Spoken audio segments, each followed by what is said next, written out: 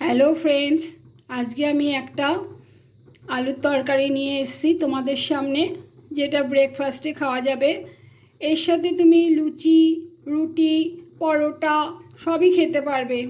দারুণ সুগন্ধি, দারুণ লাগবে খেতে।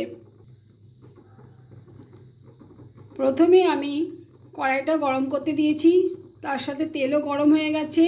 আর এখন আমি পাঁচফোড়ন দেবো। এর সাথে আমি কাঁচা লঙ্কাও ফোড়ন দিয়ে দেবো।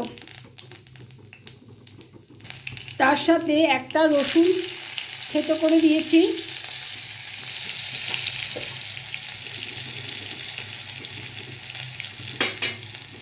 এর সাথে অল্প কুচো পেঁয়াজ দিয়ে দিলাম। এখন আমি ডাল ভিজিয়ে রেখেছি, ছোলার ডাল, এটা দিয়ে দিলাম।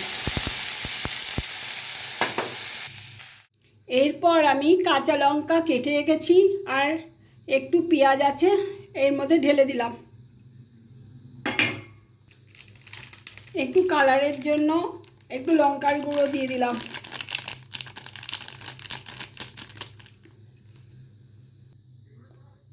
আমার এই আলুর তরকারিটা রেডি হয়ে গেছে।